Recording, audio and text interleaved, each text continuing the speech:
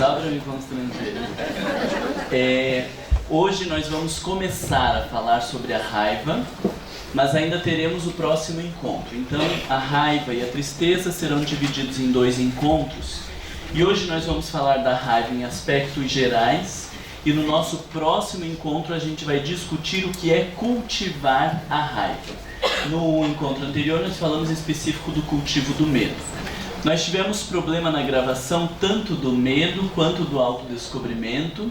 E daí estamos dando um jeito, ou melhor, o Ricardo está dando um jeito de colocar o áudio, para pelo menos o áudio vocês poderem acompanhar quem não veio ou quiser, tá? Então eu imagino que nessa semana a gente já consiga disponibilizar os 2 áudios para vocês e o PowerPoint a gente manda para todo mundo.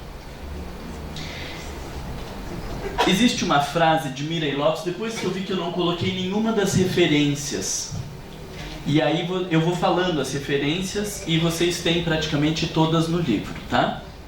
Uma frase do Mireille Lopes muito interessante, ele diz assim: muito distante, na noite dos tempos do negro ventre do medo, brotaram as rubras faces da ira. Esta rapidamente cresceu e se converteu no segundo gigante dos 4 que atenazam o homem e fazem de sua vida um perpétuo drama. Os domínios da ira são tão vastos quanto os do seu progenitor. E aí aquelas complicações todas que nós discutimos a respeito do medo, desses traços tênues que precisam ser compreendidos para que a gente saiba como conduzir emoção, eu acredito que isso ficou para vocês como uma sensação de que não é simples. A gente está falando do medo, da raiva, da tristeza, são emoções do dia a dia, todos nós lidamos com ela no dia a dia, mas cada momento que a gente vai se aprofundando, a gente vai verificando como é tênue e como é difícil lidar com essas emoções de maneira equilibrada e harmônica no nosso dia a dia. E essa frase do Mireille Lopes me chamou muito a atenção no sentido de que, da mesma forma como é muito difícil nós estudarmos o medo e bem raciocinarmos direcionando a nossa vida, isso também se repete com a raiva. Particularmente, a raiva foi o capítulo que eu mais tive dificuldade para escrever. Porque a partir do que a gente coloca no texto, a raiva é o que mais é fácil de ser interpretado de maneira equivocada.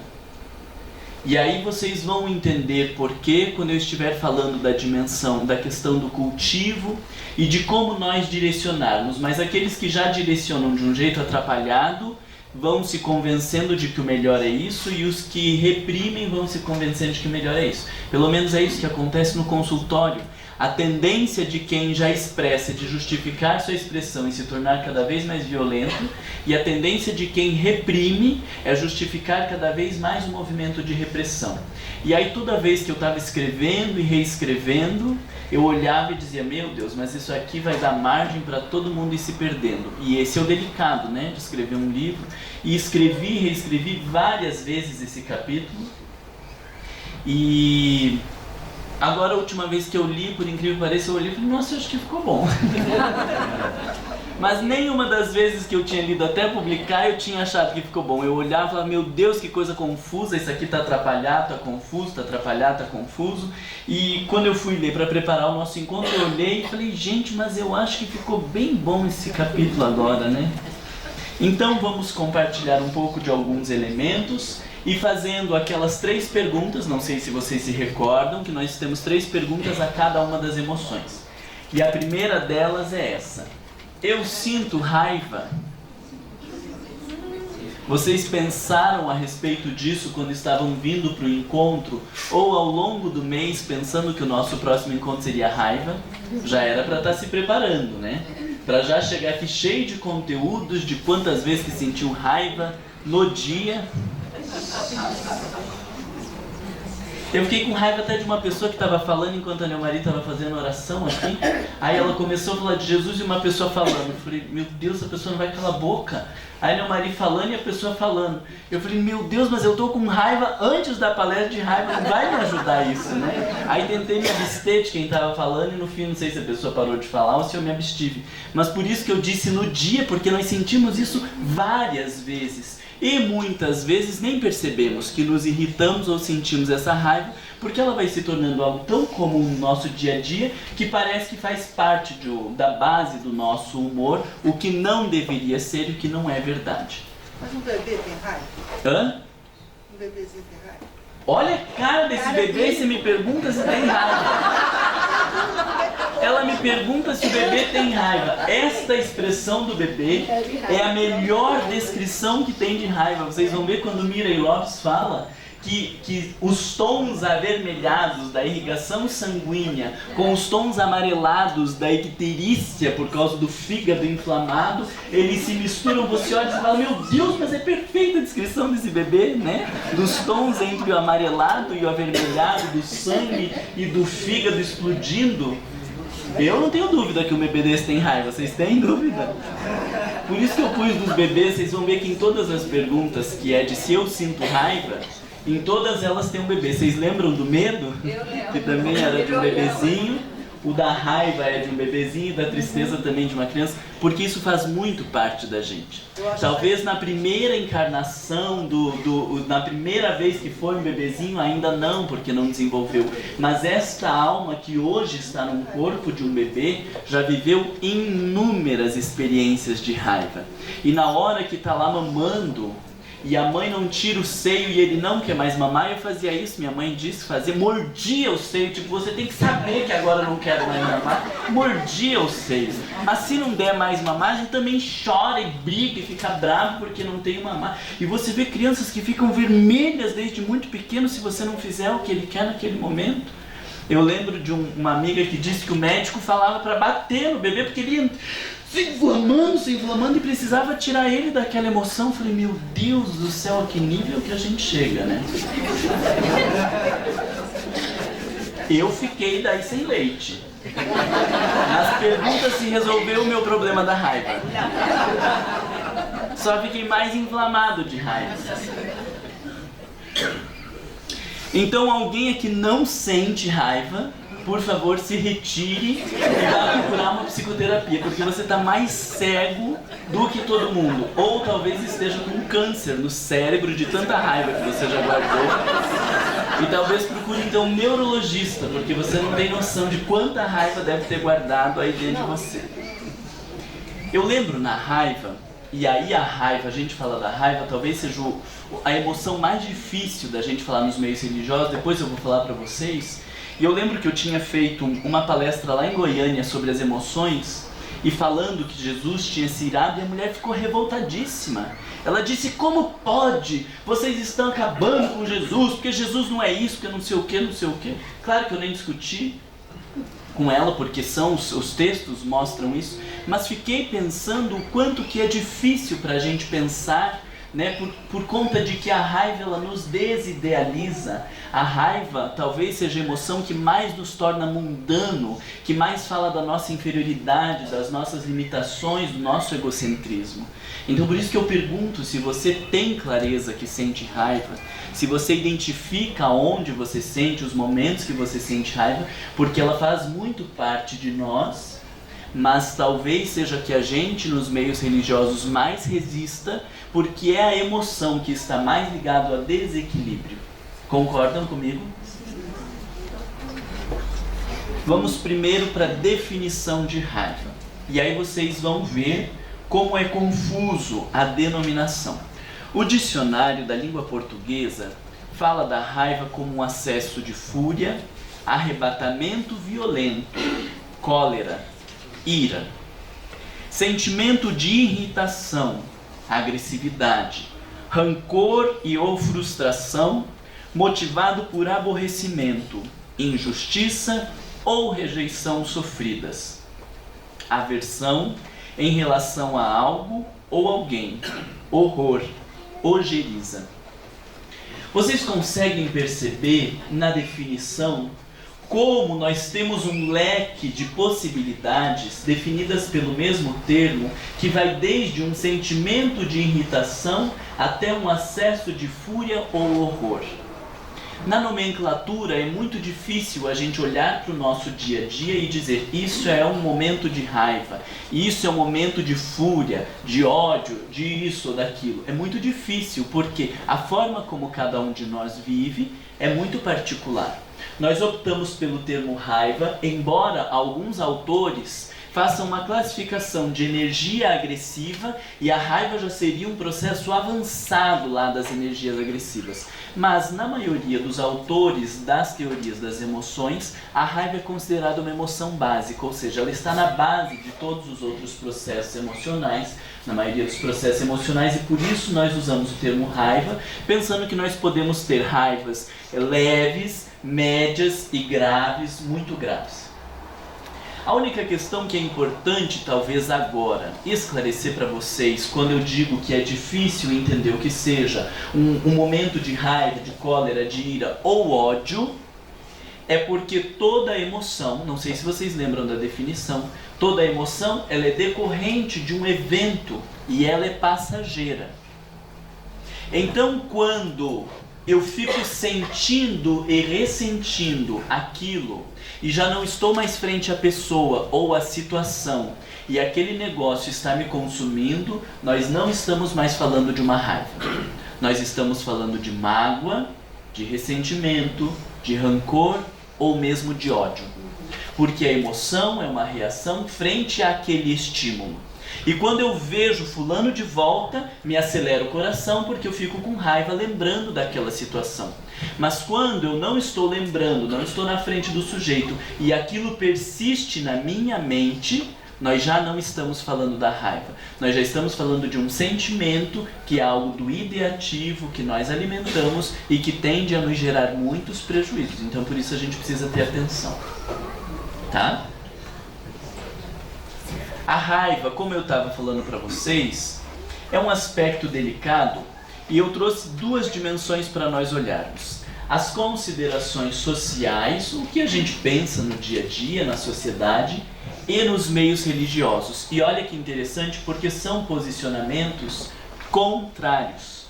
A consideração social estabelece a raiva como sinônimo de força, como sinônimo de competência, de conquista, de dominação e de independência. Existem várias pesquisas que atribuem à raiva um elemento muito melhor do que a tristeza. A maioria dessas pesquisas que eu estou falando para vocês é em relação à tristeza. Como a tristeza é atribuída a um fracasso. E tem uma pesquisa, não me recordo direito, lá dos Estados Unidos, que falava que estas características da raiva e o perfil de um indivíduo raivoso estavam atrelados até a maiores salários. E a pessoas que pareciam merecer maiores salários, por estar ligado a essa noção de competência. Mas no meio religioso, é isso que nós atribuímos à raiva, vocês que são pessoas religiosas? Não. A gente atribui à raiva desequilíbrio, inadequação, inferioridade, imoralidade e obsessão. Não é? Obsessão também, não é? Esse está obsidiado. Não. Ele está com raiva. Ele não está obsidiado. Se ele continuar alimentando essa raiva, ele vai ficar obsidiado, mas ele só está com raiva. Vocês concordam com isso enquanto um olhar social e enquanto um olhar religioso desses sinônimos que nós atribuímos à raiva? Sim. Querem acrescentar mais alguma coisa ali ou aqui?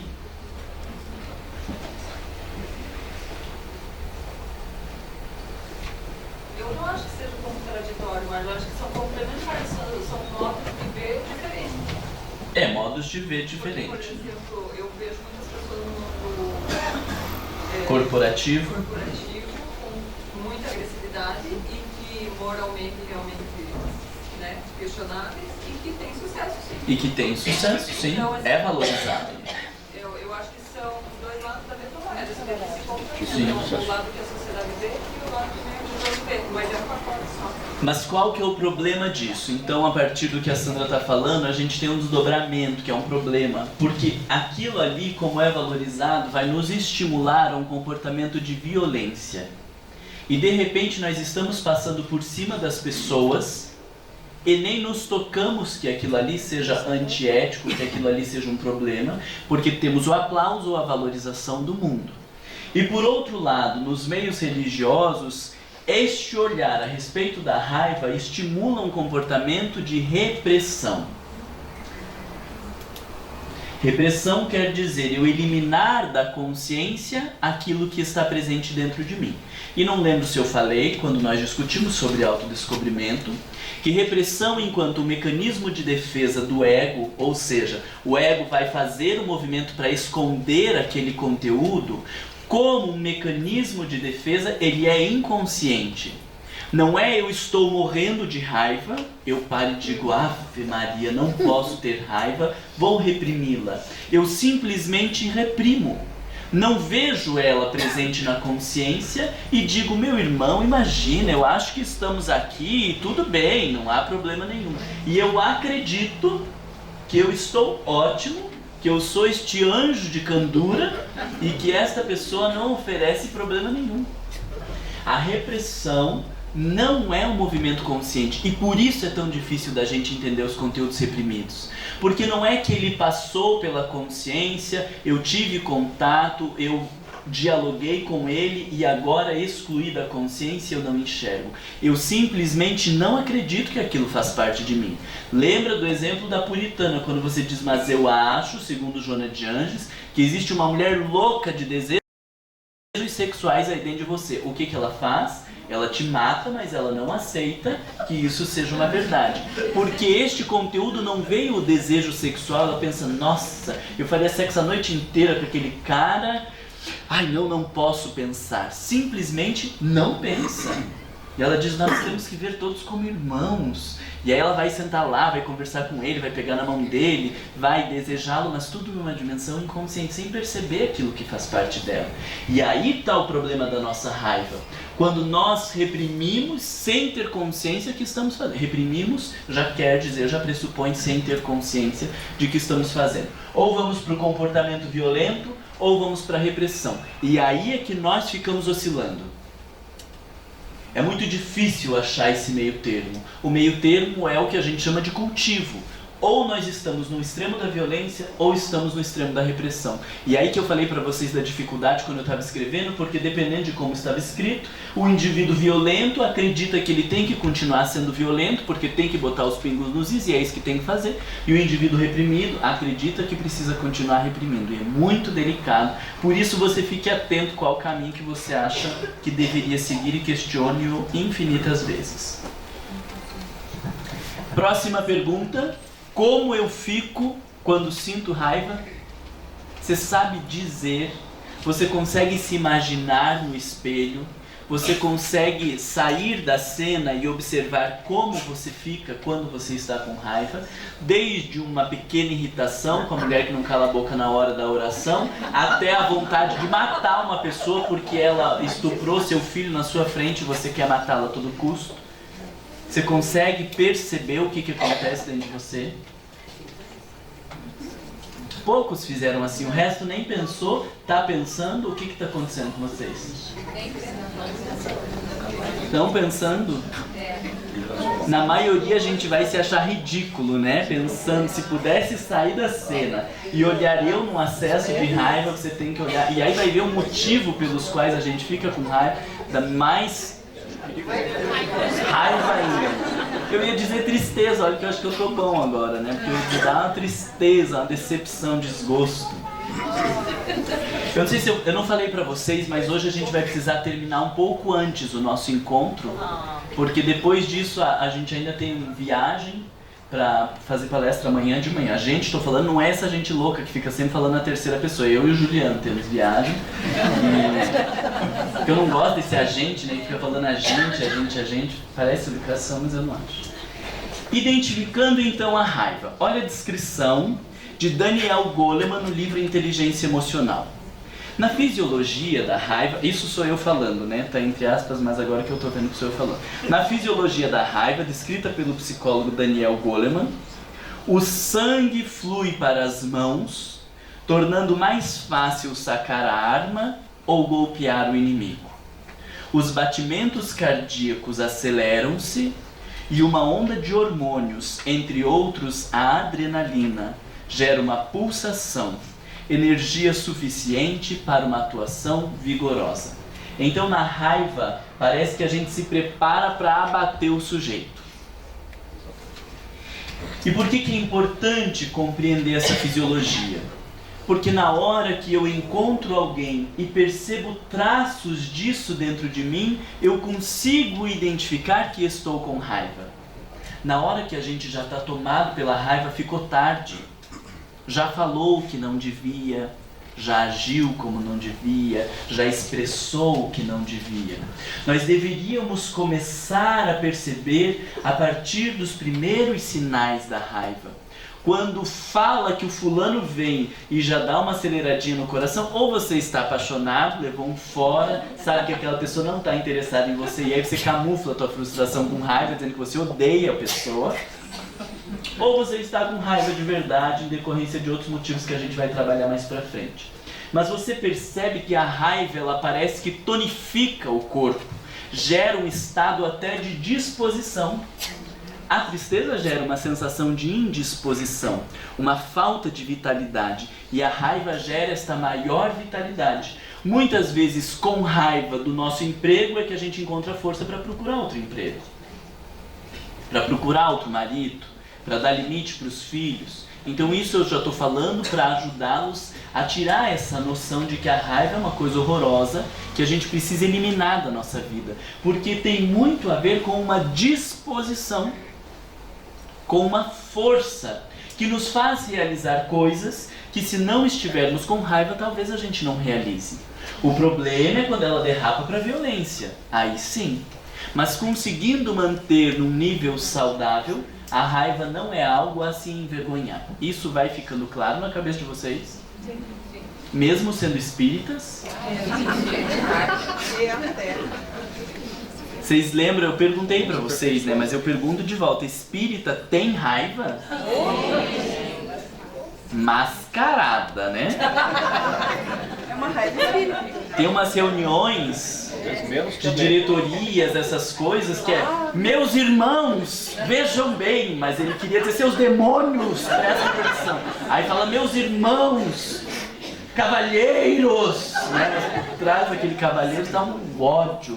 Tudo bem se ele tiver consciência que ele está odiando e ele está só polindo o discurso dele com meus irmãos, ainda está ótimo. O problema é quando ele acredita que ele está se referindo àquelas pessoas que são seus irmãos de verdade, e aí manda aquele meio grosseiro, tratando mal, não sei o que, esquartejando a pessoa, e termina: muita paz.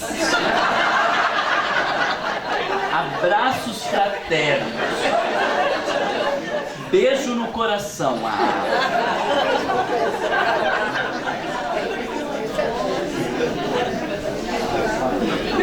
Depois eu fico assistindo os vídeos e eu também fico dando risada de mim. Falo: meu Deus, como eu sou uma bobagem. Olha aqui, essa descrição é do Mirei Lopes. É uma descrição maior, eu trouxe só um recorte. O estado de contração ou hipertonia, hipertonia quer dizer um tônus maior. Hipertonia e hipotonia quando a gente está com sono, caído, abatido.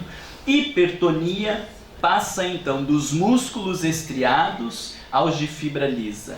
A vesícula biliar se mobiliza e produz uma descarga biliar que pode dar à pele um tom levemente ictérico, amarelo avermelhado, semelhante aos enfermos de cólera.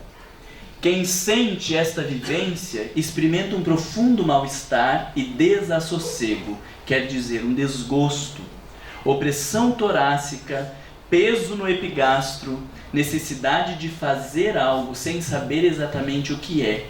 A respiração e a circulação se aceleram. E aqui a gente desanda nessa necessidade de fazer algo e não saber o que é.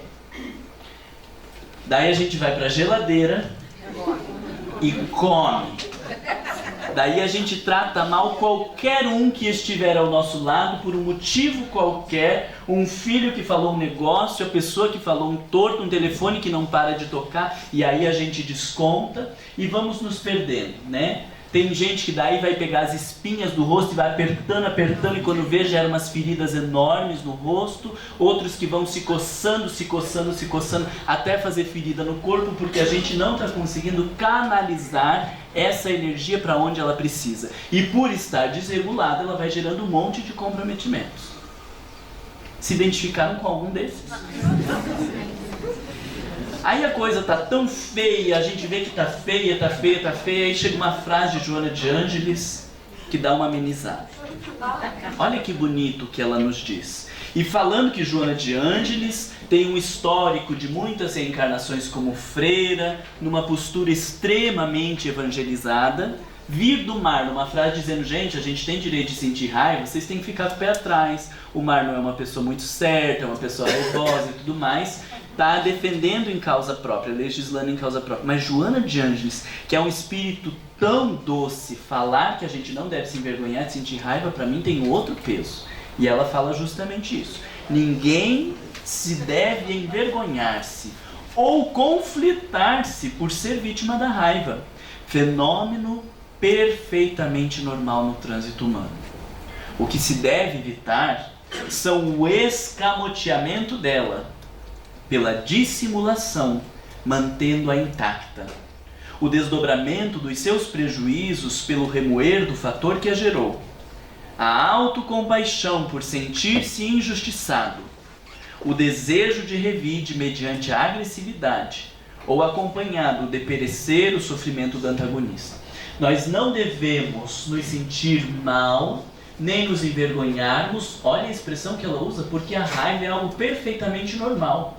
Mas não é porque sentir raiva é normal que eu devo fazer o que me der na telha com essa raiva. Preciso ter o cuidado de evitar o escamoteamento, porque quando eu escondo, como ela mesmo disse, mantém intacta, eu não estou trabalhando a raiva. Devemos evitar o desdobramento de seus prejuízos remoendo, e aí a gente fica pensando e repensando, isso vai gerar um ressentimento. Devemos evitar a autocompaixão, e aí a gente fala para todo mundo, olha o que fulano fez comigo, meu Deus, eu nunca esperava de qualquer um, mas menos dele. Justo no momento que eu estava fazendo isso, e aí a gente tem um monte de argumentos para mostrar que a gente é um coitado, injustiçado. Eu sou ótimo nisso, assim.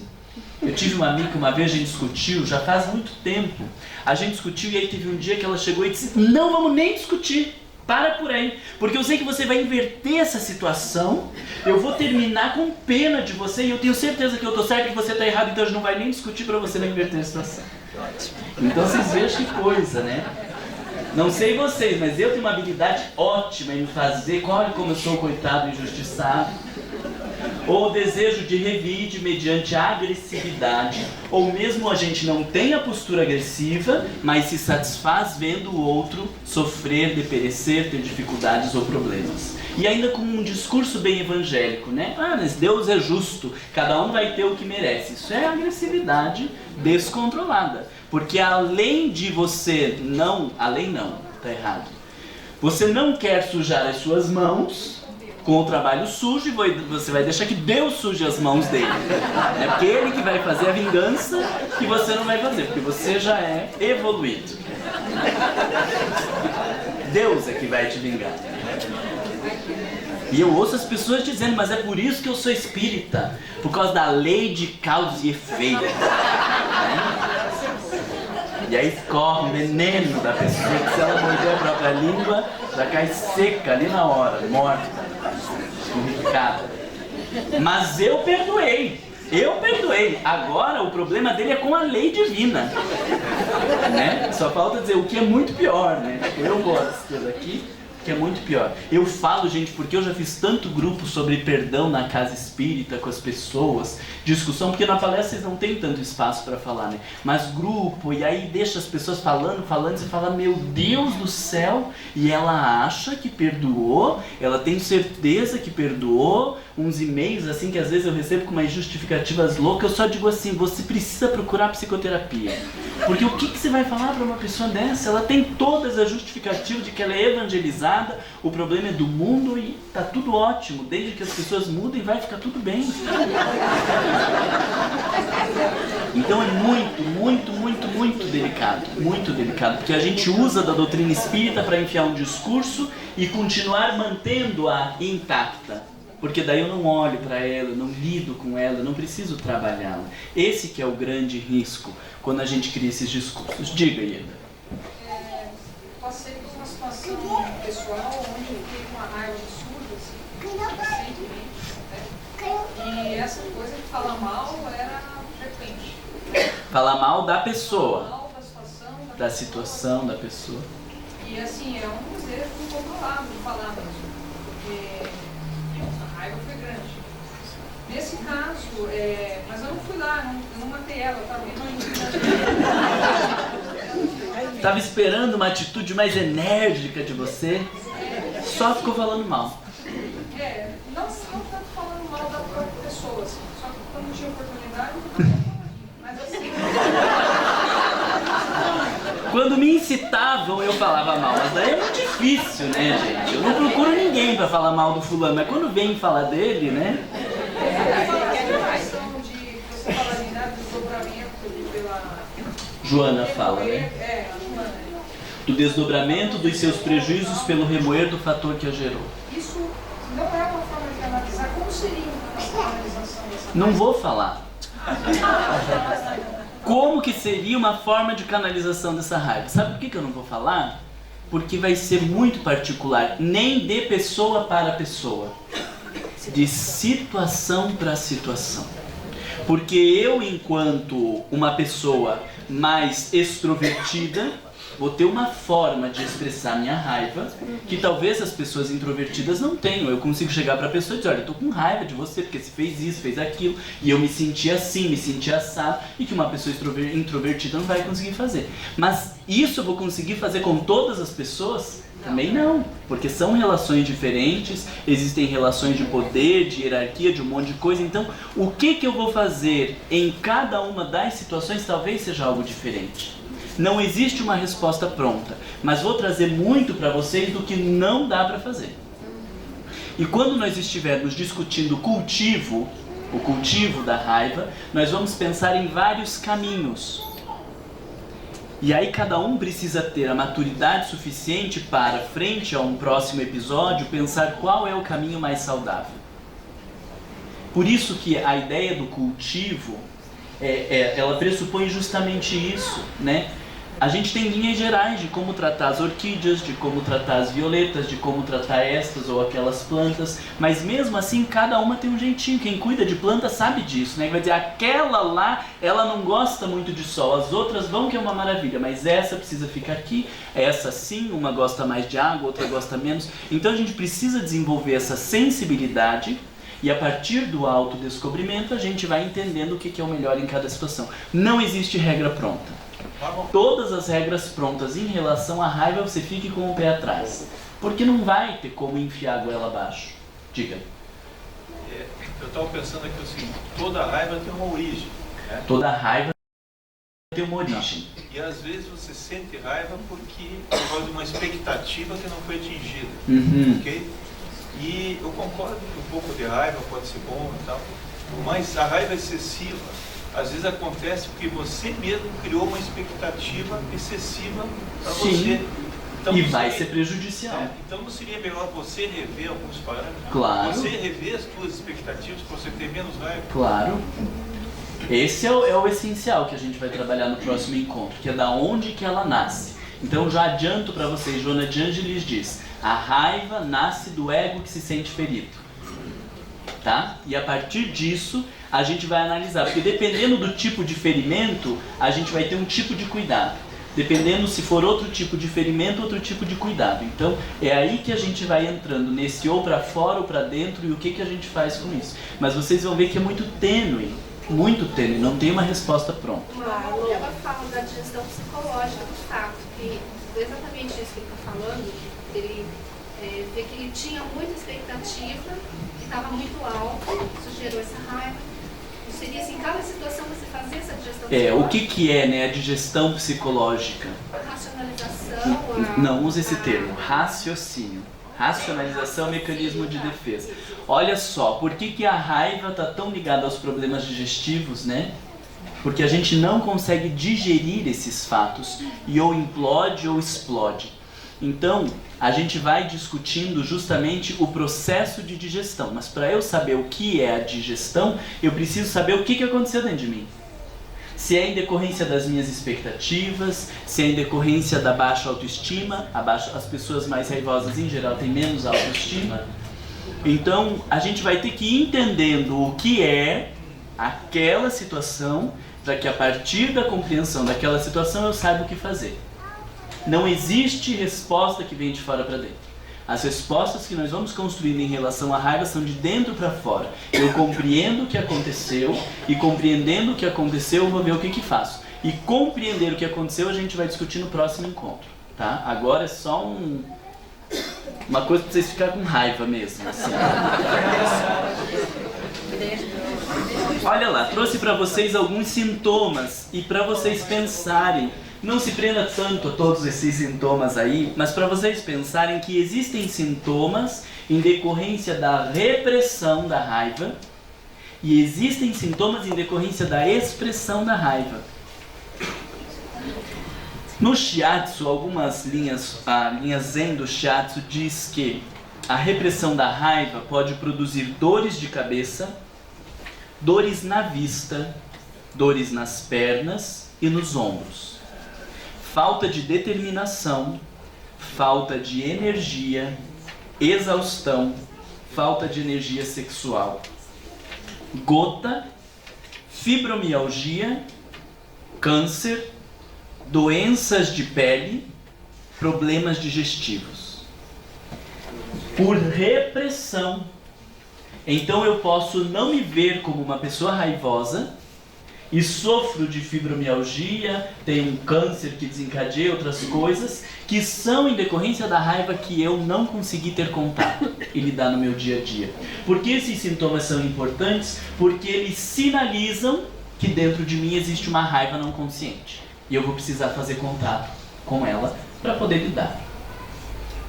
O Marlon diz que todo mundo que tem gota, incluindo a vizinha do andar de cima que você mora, ela tem raiva reprimida. Foi isso que eu falei? Não, pelo amor de Deus. Essas coisas sinalizam. Não quer dizer que todo mundo que tem gota, todo mundo que tem fibromialgia ou câncer são pessoas com raiva reprimida. Mas pessoas com raiva reprimida podem fazer sintomas disso, disso ou daquilo. E olha como eles misturam, confundem. A expressão da raiva, ela vai estar muito ligado, em especial, a maioria das pesquisas, aos problemas cardíacos. Muito ligado aos problemas cardíacos, tá? Elevação da pressão arterial, dores de cabeça também pela repressão ou pela expressão da raiva, problemas digestivos também pela repressão ou pela expressão da raiva, dores abdominais, insônia, ansiedade, depressão, hipertensão arterial, deve ser a mesma coisa que elevação da pressão arterial e eu não vi, né? Infartos, e agora se prepara, compulsões, incluindo de bebida, de comida, pode pôr de compra também aí outras mais. Sexual também, né? Compulsão sexual pode ser, tá tudo, vamos enfiar tudo aí nas compulsões para vocês ficarem com um monte de interrogações na cabeça. Aí a minha pergunta para vocês é esta: é melhor reprimir ou expressar?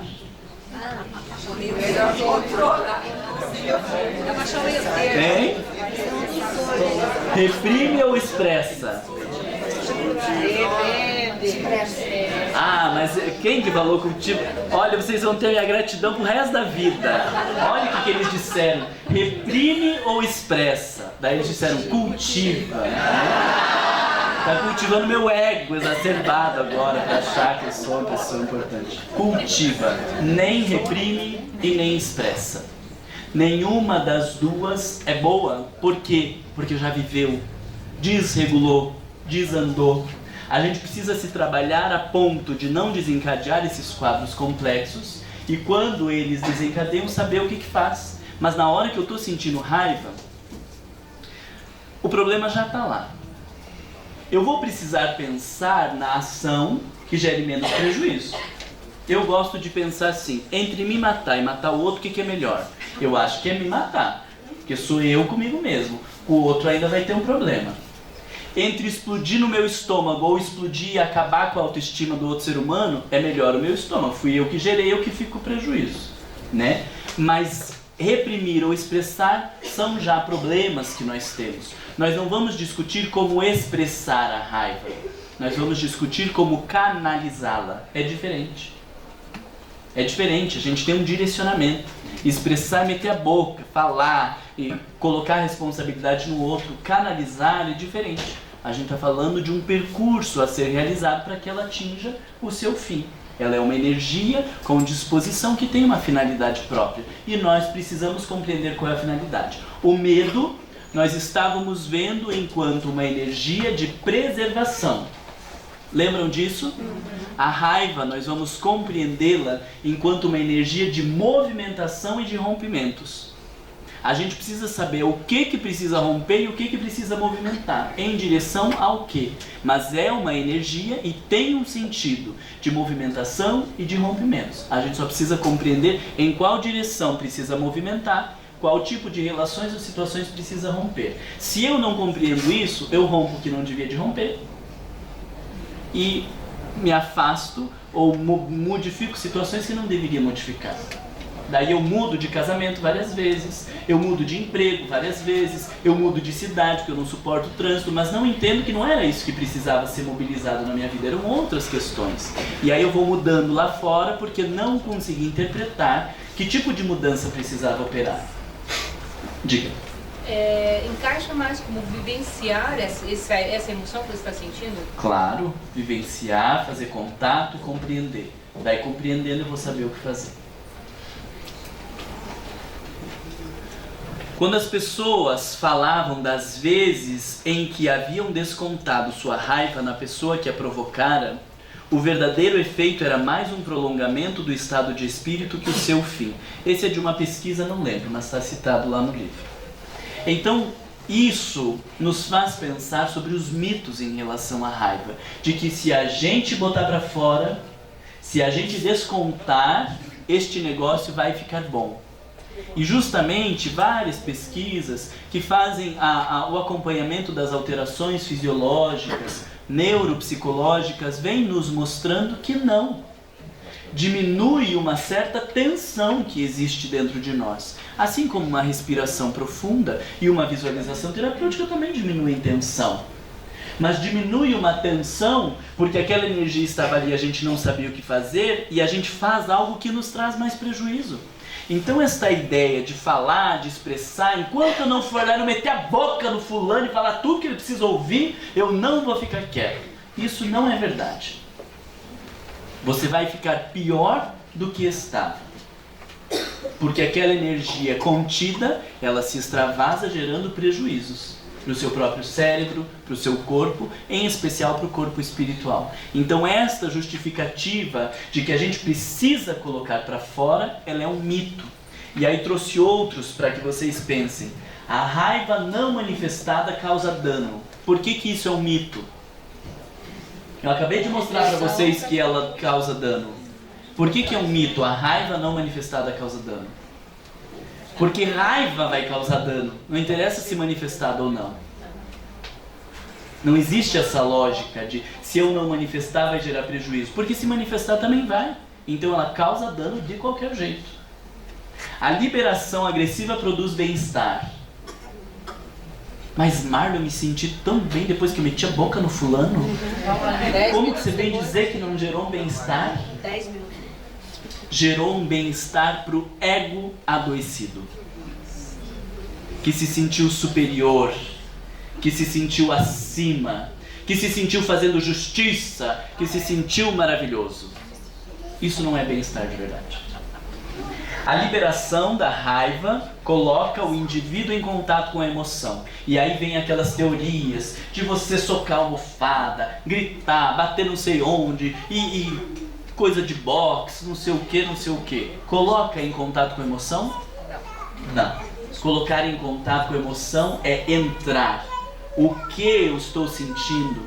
Por que eu estou sentindo isso? O que mobilizou essa energia dentro de mim? O que eu tenho vontade de fazer quando eu sinto isso? Isso é entrar em contato com a emoção. Muitas vezes quando eu estou lá socando a almofada, pensando na pessoa, faz o desenho, dando umas... ridículo, eu acho umas coisas ridículas. Você não está entrando em contato com a emoção, você está simplesmente extravasando uma emoção que você não sabia como lidar. É preciso que ela fique ali dentro de você, para que ela te direcione para dentro, para que ela te mostre o que fazer. Se você extravasa, se você coloca para fora, você não vai conseguir entrar em contato, porque já gerou o tal do alívio. Este mal-estar que muitas vezes eu estou sentindo na hora que eu estou com raiva, eu preciso suportá-lo até que eu vá identificando o que aconteceu. E na medida que eu identifico o que aconteceu, ele tende a ir dissolvendo, que daí é a digestão. Entendem a diferença? É como se a gente vomitasse uma coisa. Quando a gente está lá extravasando, xingando e batendo. E vomitar faz bem? Não, tem algumas coisas que a gente vai ter que vomitar, né? Mas não é a praxe, não é o caminho para lidar com os nossos problemas digestivos.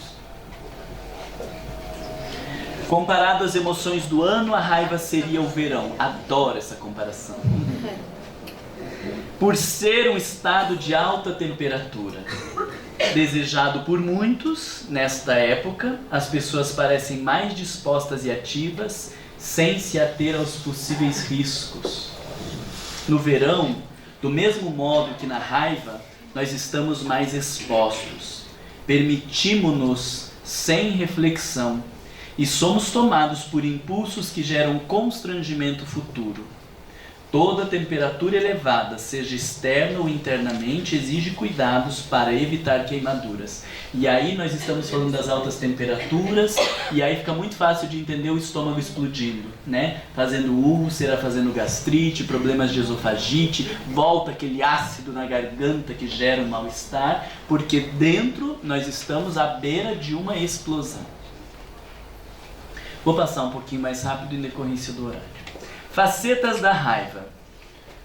Daniel Goleman, se eu não me engano, coloca na família, né? Fúria, revolta, ressentimento, exasperação, indignação, acrimônia. Acrimônia é aquela postura azeda, amarga. Animosidade, aborrecimento, irritabilidade, hostilidade, ódio, violência. E aí, como isso aqui fica fácil da gente identificar, Mirei Lopes, fantástico, nos trouxe mais alguns elementos para a gente identificar as nossas raivas, que nem sempre raiva é eu meter a boca, eu bater, eu xingar ou querer agredir o outro. E aí ele traz umas facetas tênues e bem legais da gente pensar. A primeira delas é a sede de justiça. Alguém aqui tem sede de justiça? Ultimamente, olha o que ele disse. Se segura na cadeira, você que disse. O chamado impulso reivindicativo, asseverando com extraordinária frequência um sentimento colérico, asseverando que com extraordinária frequência um sentimento colérico se disfarça em atitude justiceira e os excessos de vingança tomam o nome de atos reparadores. Olha que interessante. Os excessos de vingança tomam o nome de atos reparadores. Só muda o nome para continuar sentindo as mesmas coisas e mantê-la intacta. Frequentemente confessamos irritação, enfado ou enfurecimento, mas imediatamente justificamos esse estado pela ofensa sofrida.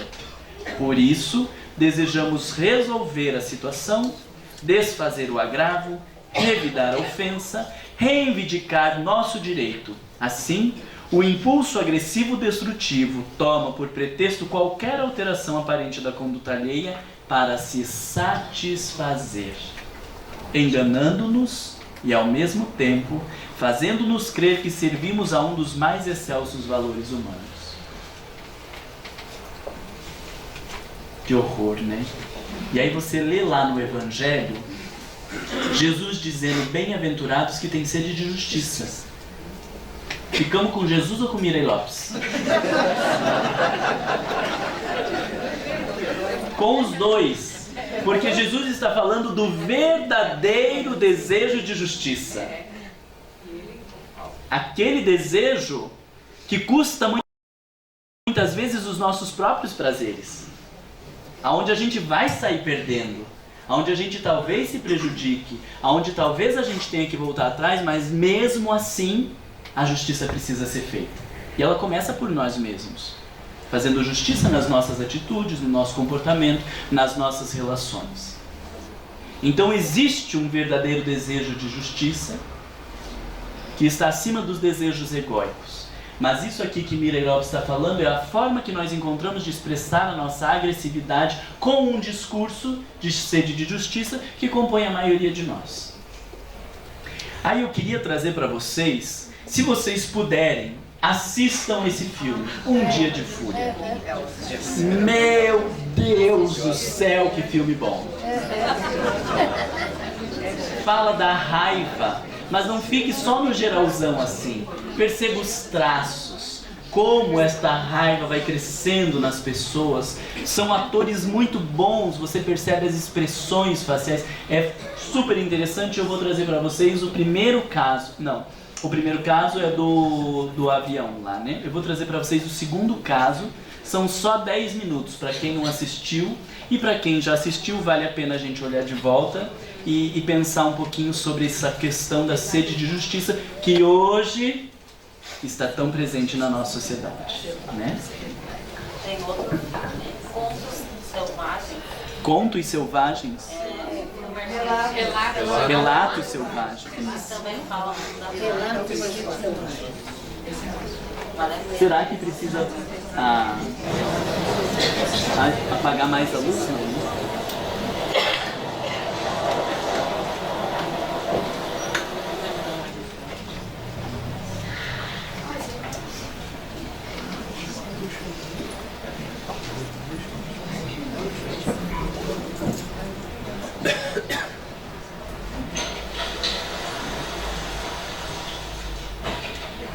Buenas noches, ¿una sola? Digo que son buenas para las matemáticas. Uno sí. Donde quiera.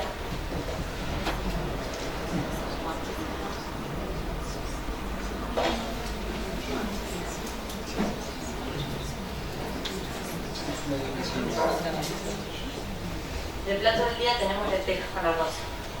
Qué rico.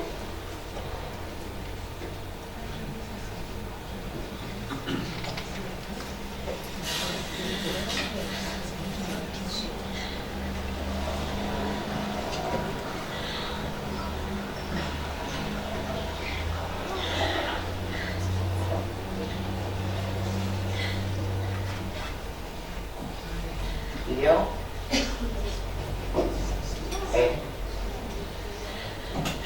Ese tipo es de mi pueblo. Usurero. Un mafioso. Nos remató en la casa y por su culpa mi papá se terminó suicidando. 2 semanas después del entierro se trató de levantar a mi mamá. La acosó tanto que nos tuvimos que venir para acá. ¿Sabes cuántas veces soñé con tenerlo así? Delante de mí. Yo algo le voy a decir. ¿A decir? Por culpa de ese tipo se suicidó tu papá y lo único que se te ocurre es insultarlo. ¿Por qué no le ponemos veneno para ratas?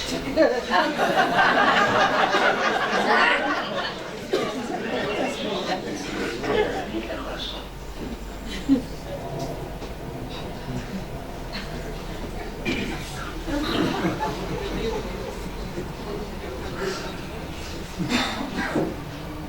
Mucho trabajo. No, con esta lluvia. No, porque hace un rato que te estoy llamando.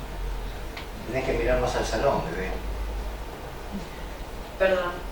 ¿Ya sabes lo que va a pedir? Tráeme unas papas fritas a caballo. Si me quedo con hambre te pido otra cosa. ¿Para tomar? Coca light. Coca Light. Coca light.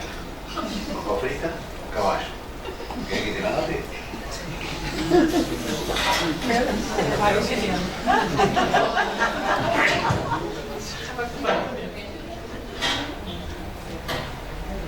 Hacer unas papas fritas a caballo.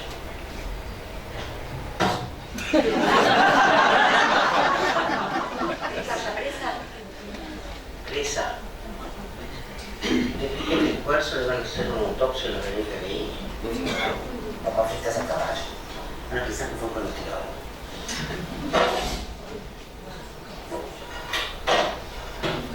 Hacer las papas fritas, ¿querés?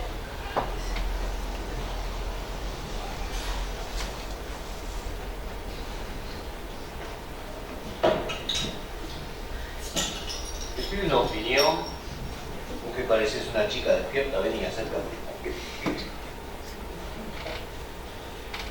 ¿Qué te gusta más? ¿Esta? ¿O esta? Me quedo con el rojo. Rojo. Esperá. ¿Estoy demasiado serio ahí? No, me parece bien. Gracias.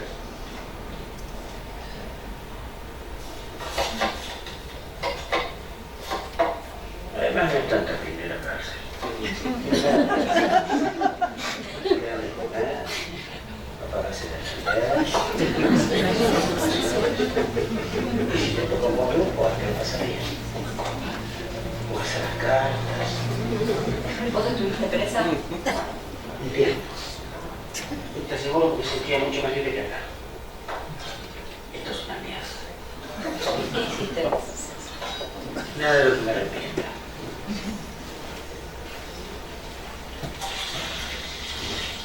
Encima se va a presentar a intendente. Ese hijo de puta, ¿lo puedes creer? Pero ¿cómo no lo voy a creer si los hijos de puta gobiernan el mundo? ¿Qué decís?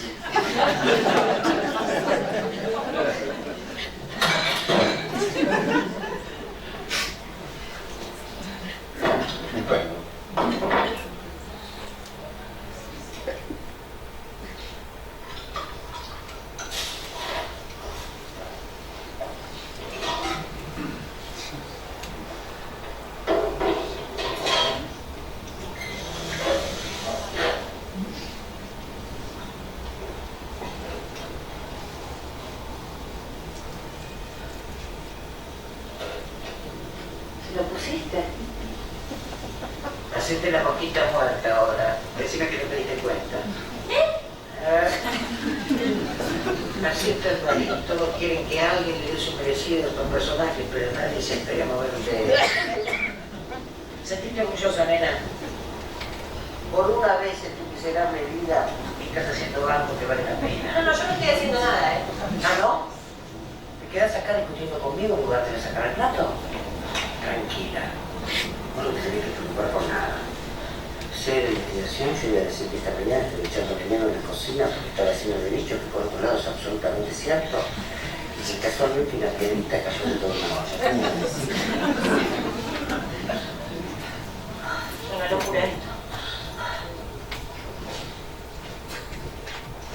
Esta mierda de cara vencida.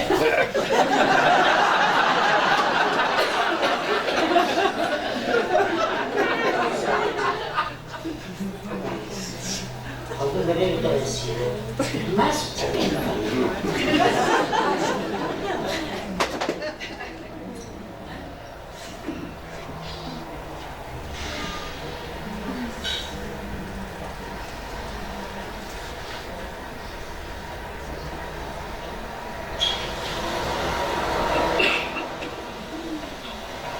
¿Todo bien? Sí. Sentate.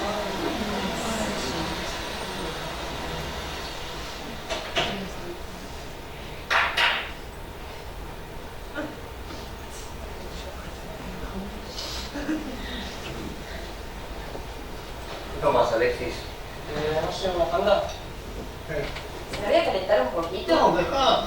Necesito que me la calientes, te lo pido. ¿Me traes una fanta, por favor?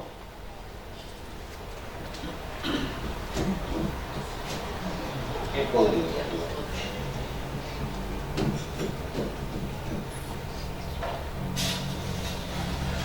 Tenemos que hacer algo. ¿Puedes darle los venenos? Es un chiste.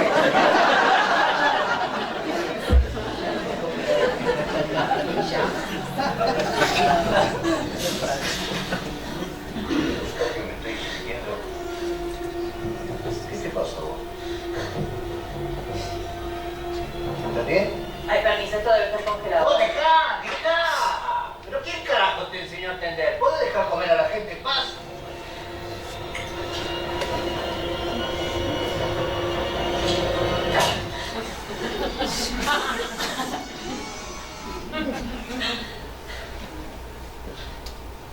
Muy pendeja la concha de la madre. Papá, ahora la vas a juntar. Ahora la vas a juntar. La vas a juntar. Juntala. Una por una.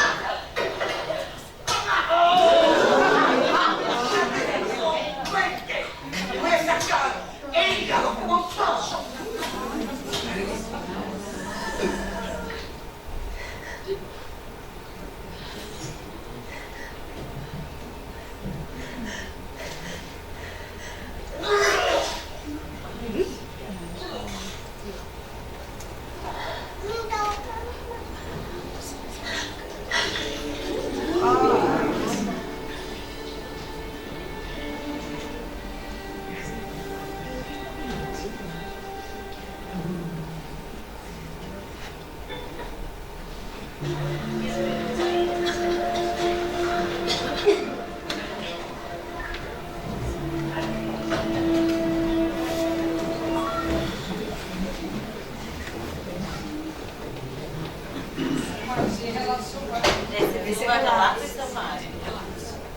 Desculpa.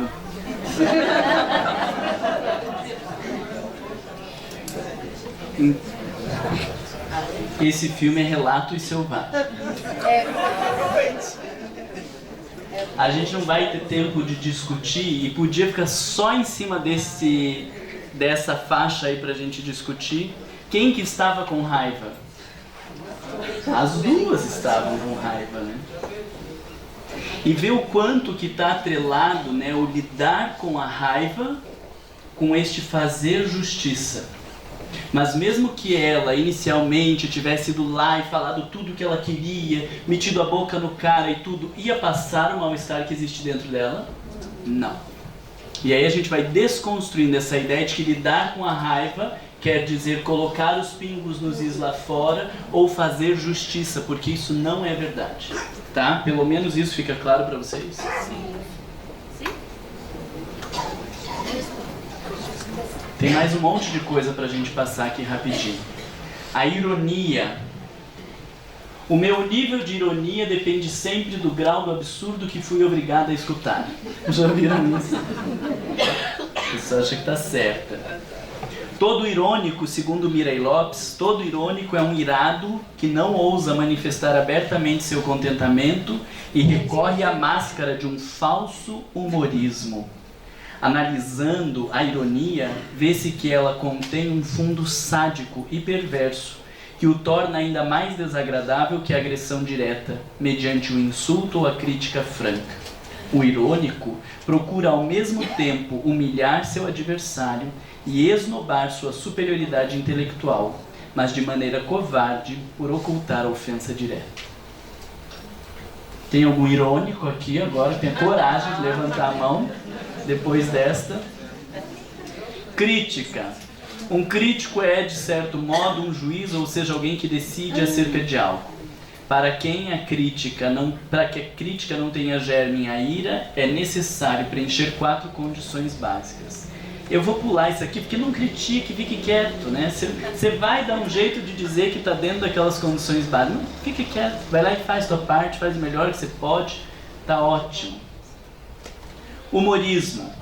Diferente de bom humor por ser, em verdade, um mau humor. Difere do bom humor por ser um mau humor. O argumento do autor para esta afirmativa é que os grandes humoristas se revelam, em geral, hipocondríacos, ressentidos, carcomidos pela inveja, incapazes de resistir a uma crítica séria e ainda menos de realizar obra generosa. E muitos desses humoristas estão ligados ao problema de álcool, drogas. O humorista não se mete com o que estima, senão com o que odeia. Não faz graça pelo que traz em si de amor, mas sim de ira e no fundo de impotência. O bom humor é otimista e benévolo, revelando o lado alegre da vida e dos acontecimentos, criando e espargindo em derredor um riso franco, generoso e eufórico. Esperar o Juliano tirar a foto. Demorou. Soberba.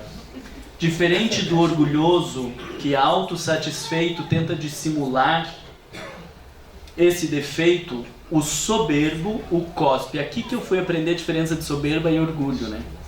O soberbo o cospe sobre quem o contempla. E aí a gente vai ver que quase não tem soberbos no meio espírita, porque a gente aprendeu que se cuspir é feio, então a gente já não faz. Mas não quer dizer que transformou por dentro. Em sua voz grave, em seu porte um tanto provocativo, em sua atitude depreciativa, manifesta essa constante agressão ao ambiente. A soberba é, pois, uma espécie de espartilho psíquico, em que internamente se debate uma alma insatisfeita, que à força de se enganar julga-se valiosa, mas sente-se vulnerável e rodeada de invejosos que somente existem em sua imaginação. Para acabar com o ser humano, né? Vocês leiam lá de volta no livro, depois quando eu mandar o PowerPoint, leiam e pensem, porque não precisa ficar no extremo da soberba, no extremo lá do humorista ou do crítica, ou da sede de justiça, mas traços, nós temos traços desse comportamento que revela a raiva que existe dentro de nós não declarada. Ainda queria trazer para vocês a raiva que esconde o medo. Depois eu estava lendo e falei, gente, que coisa bonita que ficou, né? Ficou muito bonito. E aí essa parte eu acho que vale muito a pena no nosso processo de identificação. Muitos homens e mulheres parecem extremamente fortes, agressivos, conseguem delimitar espaços, romper relações sem aparentar qualquer problema emocional. Imaginamos que sejam pessoas bem resolvidas emocionalmente, beirando a frieza dos sentimentos. E muitos dizem, eu queria ser assim, porque parece algo orgulhoso. Em geral, demonstram autossuficiência, independência, distanciamento emocional e parecem não depender do afeto de ninguém. Agem com raiva, mas não sabem que esta é filha do medo. Pessoas têm comportamentos distantes, fingindo independência, mas este comportamento, em geral, camufla o pavor de precisar e não ter quem as ajude. Tentam demonstrar que não necessitam de afeto e atenção, ocultando de si mesmas o receio que têm de não serem amadas como são, ou de serem usadas pelos demais. Por que eu acho importante essa frase, essa reflexão? Porque a gente vai descobrindo por trás de um comportamento agressivo um indivíduo frágil, inseguro, com seus medos e receios, e que é tão difícil de suportar este lado que mostra uma outra face. E isso é importantíssimo para compreendermos o nosso comportamento, mas principalmente para conseguirmos nos relacionar com as pessoas com perfil raivoso e agressivo. E isso está muito presente, em especial nos trabalhos mediúnicos, espíritos extremamente agressivos, condutas de obsessores, com uma manifestação de raiva ao extremo, e você vai mexendo, e você chega por trás daquela máscara de selvageria, numa alma frágil, indefesa, sofrida, que não sabendo lidar com os seus sofrimentos e com as suas dores, ataca seus dardos a quem está à sua volta. Então isso é muito importante para nos ajudarmos a sair daquele olhar avaliativo das pessoas mais agressivas e percebermos que talvez isso seja só uma forma que o sujeito encontrou por não ter à sua disposição outras habilidades, a forma que ele encontrou de lidar com os seus sofrimentos. E aí fica a nossa pergunta, o que eu faço com a minha raiva? Esta vocês vão ter que pensar para o nosso próximo mês, o que eu faço com a minha raiva. Nós já estamos caminhando aí para o final. Joana de Ângeles diz, a sua constância responde por destrambelhamentos do sistema nervoso central, por disfunções de algumas glândulas de secreção endócrina, por diversos problemas do aparelho digestivo e pelo irregular comportamento psicológico. Quando isso ocorre, invariavelmente surgem as somatizações, que são as doenças físicas em decorrência desta forma de pensar e agir, que terminam, quando não tratados, em processos degenerativos de alguns órgãos. E o que a gente mais tem em estudos e pesquisas é o câncer. Eu lembro de uma mulher, não lembro se eu falei para vocês, mas se falei, repito de volta. Que ela chegou no consultório dizendo: eu fiz um câncer no meu cérebro. Ela tinha um câncer que eu não sei se era no cerebelo só numa parte, mas sei que era aqui atrás, e que ela já estava perdendo o equilíbrio, já não conseguia andar direito, veio trazida para o filho, e ela disse: eu digo que eu fiz porque eu sei que este câncer é em decorrência de todas as raivas que eu não consegui lidar na minha vida, e eu preciso falar. Eu nunca falei a minha vida inteira, e agora eu preciso falar. E ela não voltou na segunda sessão, porque morreu. Mas só o fato dela ter vivido esse estado de consciência de que ela se matou e de que ela precisava falar, e ela falou, né? Eu já tenho certeza que ela já foi para o plano espiritual de outra forma, né? Por esse nível de consciência. E aí, queria trazer duas reflexões importantes para vocês, que nós já devemos ter comentado lá na introdução, mas que vale muito a pena como um direcionamento para a raiva do que construímos até agora. Primeiro, Paulo, na carta, as duas citações são de Paulo, na carta aos Efésios.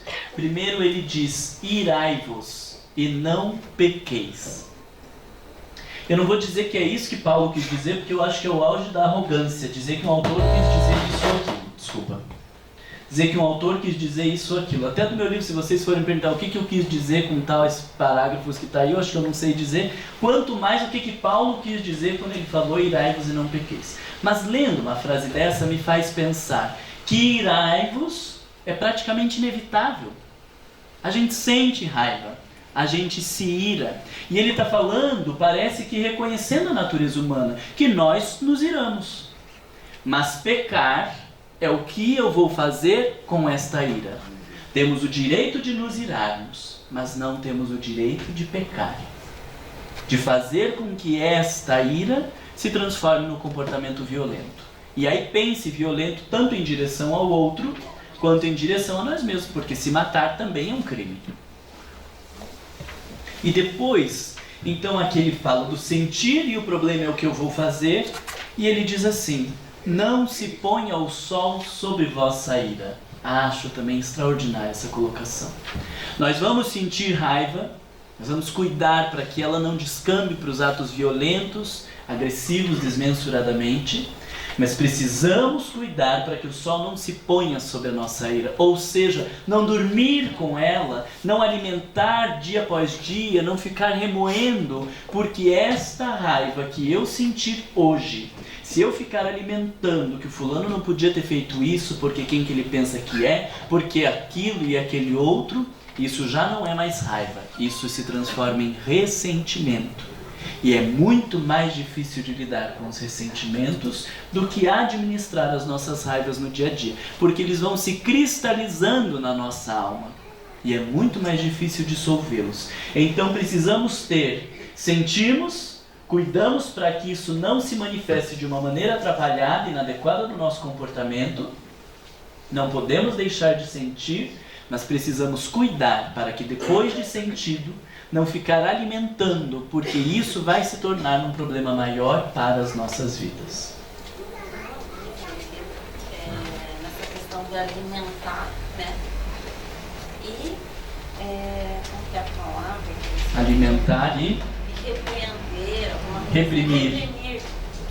Porque digamos que você teve raiva, depois gerou esse sentimento de ressentimento. Depois, como trabalhar isso, né?